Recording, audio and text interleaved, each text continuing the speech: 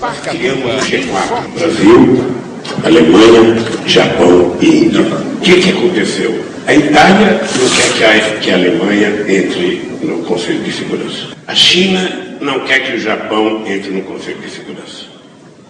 Todo mundo defendia que o Brasil deveria entrar, mas não entrou. Ou seja, dizem que não tem reforma das Nações Unidas porque qual é o país da África que vai entrar? Olha, vamos ser tem 54 países na África. Você tem 3 países importantes, grandes, com grande população. Você tem África do Sul, você tem Nigéria e você tem o Egito. Por que não entra os 3? Por que não entra Brasil e México? Qual é o problema? O problema é que quem está lá não quer repartir, sabe, o poder. Essa é a verdade. É muito cômodo do jeito que está. Então, o Brasil está disposto a se engajar. Nós estamos no Haiti já há bastante tempo. Se dependesse de mim, quando eu estava na presidência, eu teria retirado o Brasil do Haiti. Não tiramos porque o presidente Preval pediu para a gente ficar e nós ficamos lá. E o Brasil presta um grande serviço. Um grande serviço. O dia que tiver no Haiti, sabe, um sistema de segurança que diga que o Brasil não precisa ficar mais lá, nós entraremos na nossa tropa. Agora, o que não dá é para a gente trabalhar com base em mentiras. Não dá. Ou seja, cadê as armas químicas do Iraque? Cadê? Ou seja, se contou uma mentira para a humanidade. Em toda essa mentira se invadiu um país. Sabe, e o que aconteceu? Vamos pegar o caso do Irã, que eu participei ativamente. O caso do Irã.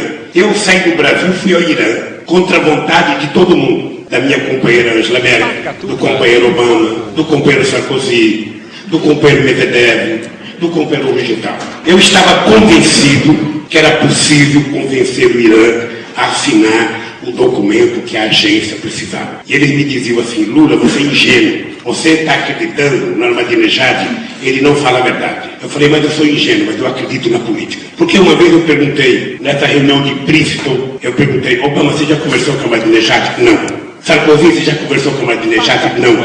Angela Merkel, você já conversou com o Ahmadinejad? Não. Gordon Brown, você já conversou com o Ahmadinejad? Não. Berlusconi já conversou com o Ahmadinejad? Não. Ora, se ninguém tinha conversado com o cara, que diabo de política é essa? Antes do Irã, passei em Moscou para conversar com o presidente Medvedev. Chego em Moscou, o presidente Obama tinha ligado com o Medvedev. Olha, diga para o Lula não ir ao Irã, porque o Medvedev não vai fazer acordo, ele não cumpre acordo. Aí passo no Catar. O emir do Catar recebe um telefonema da secretária de Estado. Olha, diga para o Lula não ir, ele está sendo ingênuo, ele não pode ir porque o Irã não vai. Eu fui. Chegamos no Irã, eu fui conversar com o grande líder, não comi, caminhei, fui conversar com o presidente do parlamento, que era o professor Ahmadinejad, e fui conversar com o Ahmadinejad. E falei com todas as palavras: Ahmadinejad, eu estou vindo aqui, os meus amigos estão brigando comigo. Citei o nome de cada presidente. A imprensa brasileira está me batendo há uma semana e eu não saio daqui sem uma acordo. Não, Lula, você pode sair, que eu concordo. Eu falei, olha, tem que escrever. Sabe por que tem que escrever, Ahmadinejad? Sabe o que eles pensam de você? Você sabe o que eles pensam de você? Eles pensam que você é mentiroso e que não cumpre palavras. Então eu só saio daqui com um documento escrito. Pois bem, Ahmadinejad assinou o documento. Qual não foi minha surpresa que quando eu pensei que o Conselho de Segurança da ONU iria me dar um prêmio de agradecimento porque nós conseguimos o que eles não conseguiram, eles deram a maior demonstração de ciúmes do mundo e ainda assim resolveram punir o Irã. Ainda bem que a imprensa democrática do mundo publicou uma carta que o presidente Obama tinha me mandado, dizendo quais as condições que eles aceitavam do Ahmadinejad. O Ahmadinejad assinou exatamente aquilo que estava na carta do Obama. E ainda assim, eles fizeram retaliação ao Irã, não aceitando o documento. Então, o que eu percebi? Eu percebi uma coisa que eu vou te dizer com a maior sinceridade. Eu acho que tem gente no mundo que não quer paz. Quem quer paz é o povo. Mas tem governante que precisa da discórdia, necessita da discórdia para poder, sabe, ser importante. Senão não teria nenhuma explicação a gente não ter paz no Oriente Médio. Qual é a explicação? A mesma ONU que criou o Estado de Israel, por que não cria o Estado palestino? Eu fico pensando que essas coisas é que me convence de que nós precisamos mudar o conceito de segurança. Não mudar. Mudar para o bem da humanidade e mudar para o bem da paz. Eu quando vejo essas guerras nos países, eu fico imaginando que se a gente tivesse umas Nações Unidas mais representativas, a gente poderia evitar essas guerras. Agora, que parece que tem gente que ganha vendendo armas, e certamente não é o Brasil. É uma discussão em aberto ainda, é uma discussão. Eu espero que a Alemanha continue firme na necessidade da gente mudar o conceito de segurança. Sabe? Ou a gente muda, ou a gente não tem solução sequer para as decisões do G20. Não tem. Sabe? Uma coisa que é importante, eu queria aproveitar a fundação aqui para dizer, é o seguinte. Europa, primeiro eu acho que essa coisa que vocês construíram, chamada União Europeia, eu sei que está cheio de gente que critica aqui, mas a União Europeia é um patrimônio democrático da humanidade. A gente fica vendo de fora o que vocês fizeram, é uma coisa extraordinária.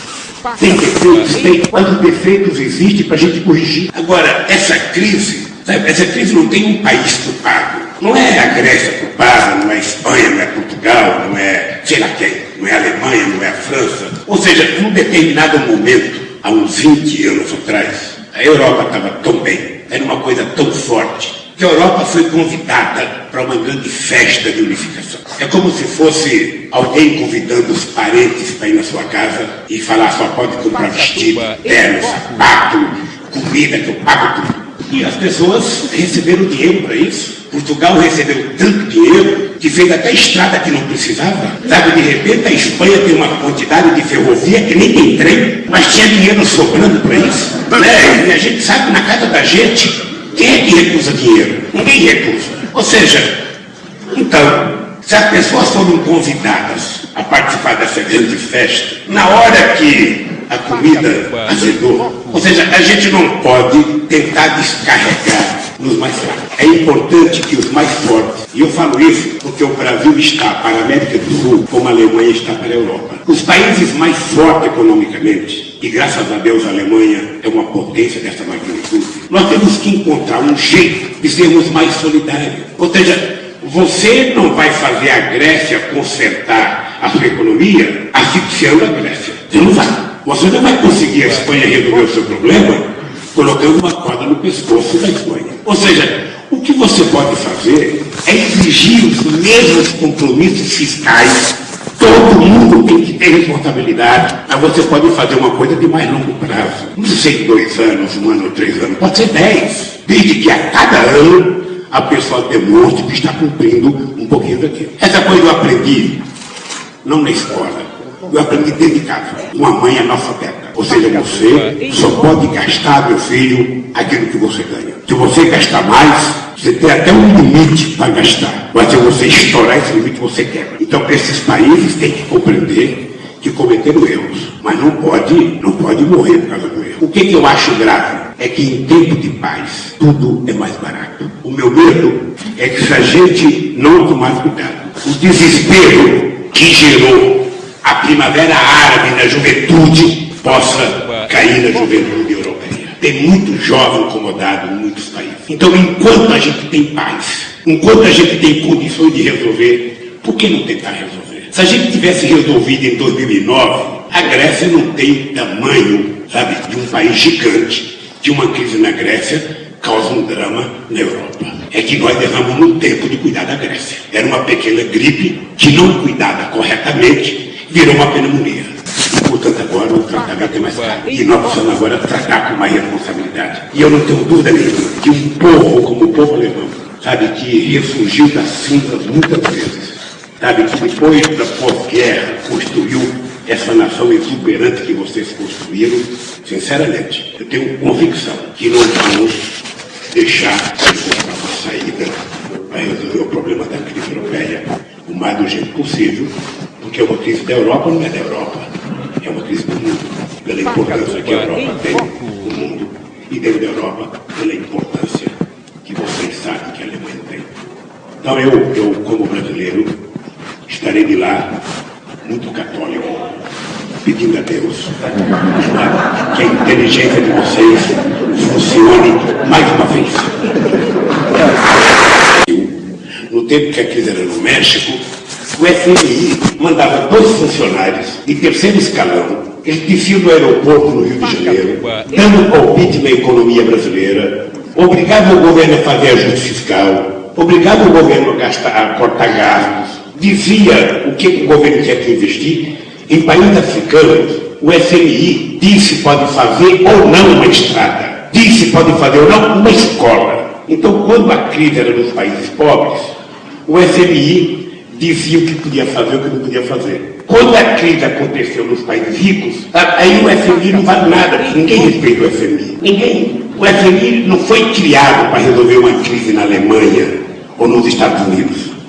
Ele foi criado para resolver a crise na Bolívia, na Nicarágua, na Guiné-Conakry, na Guiné Equatorial, em Angola. Então, os instrumentos que foram criados desde o Bretton Woods, ou seja, não foi para os países ricos, não estava previsto. Não estava previsto que o Lehman Brothers fosse quebrado do jeito que quebrou. É que vocês são um país rico, vocês não têm noção como é que a gente está. Vocês não têm noção como é que chegava um banqueiro no Brasil.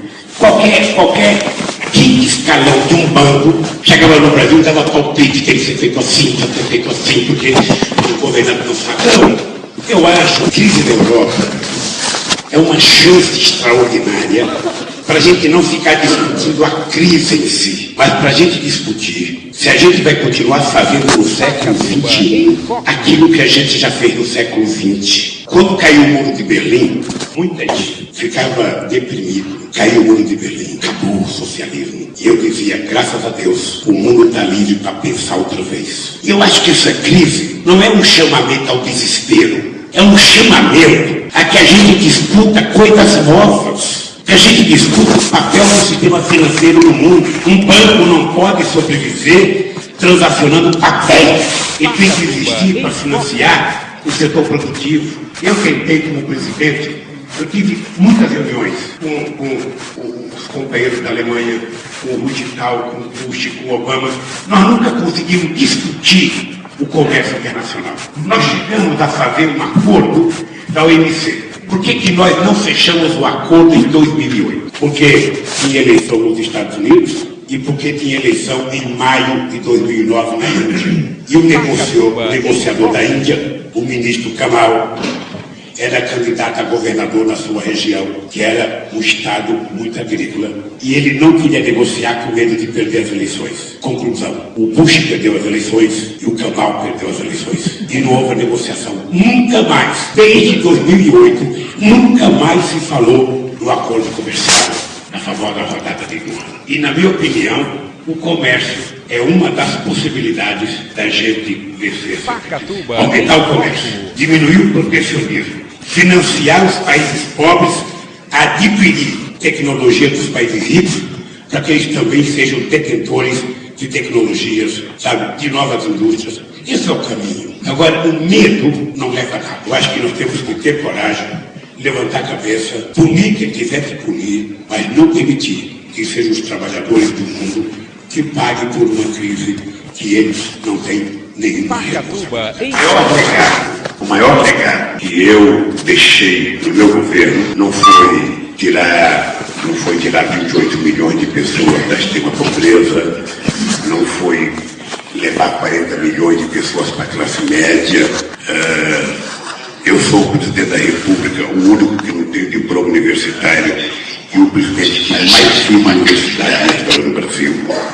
Eu fiz 14 universidades federais novas, fiz 126 extensões universitárias, fiz uma universidade afrodescendente no Brasil, fiz uma universidade para a América Latina no Brasil, fizemos 214 escolas técnicas. Esse não é o maior legado. O maior legado foi a relação criada entre o governo e a sociedade, entre o governo e o movimento social. Não existe nenhum momento na história do Brasil em que o movimento social participou tanto da elaboração e das decisões de políticas públicas como participaram a Liberdade. Esse foi o grande legado, ou seja, pela primeira vez, o trabalhador mais humilde, aquele que recolhe papel nas ruas de São Paulo, pela primeira vez, ele se sentiu na presidência da República, ou seja, quando ele me via na presidência, eu não era um estranho, eu era ele. Então eu acho que esse foi o grande legado que eu pude ter deixado para o meu país. Espero que a gente continue trabalhando como está trabalhando a presidenta Dilma, para a gente consolidar definitivamente, consolidar a ideia de que vale a pena a gente exercitar a democracia até as suas últimas consequências. Sempre muito pequeno, mas nós tínhamos um fluxo na balança comercial de 107 bilhões de dólares. O ano passado foi 482 bilhões de dólares. Então, eu viajei para 33 países africanos. Eu fui o presidente que mais viajei para a África desde que o Brasil foi descoberto em 1500. Eu viajei para o Oriente Médio. O último presidente brasileiro a viajar para o Oriente Médio foi o imperador Dom Pedro II, em 1846. Eu viajei para vários países do Oriente Médio. Fiz cera no país do Oriente Médio. E nós, então, estabelecemos uma nova dinâmica na política internacional. Ou seja, começamos a ser convidados para participar do G8, né, uma coisa que nós não participávamos. Agora eu não sei como é que vai ficar o G8, porque o Brasil agora é a 6ª economia do mundo, e eu não sei se eles vão continuar chamando a 7ª e a 8ª e não a 6ª. Como eu não sei qual o critério,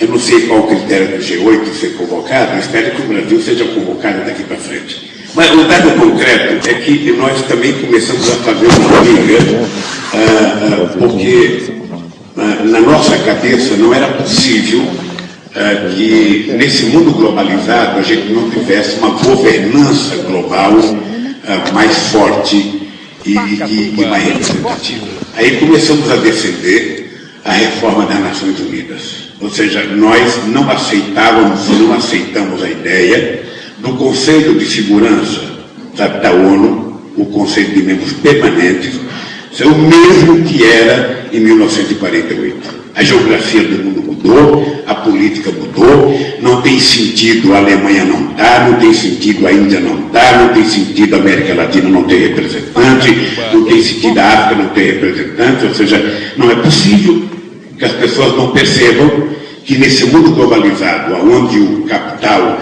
transita livremente, nós tenhamos que ter instrumentos multilaterais capazes de tomar decisões a serem discutidas pelos países. Essa crise econômica agora, e eu não quero dar lição de crise na Europa, mas essa crise econômica, para a Europa, ela tem um significado muito forte.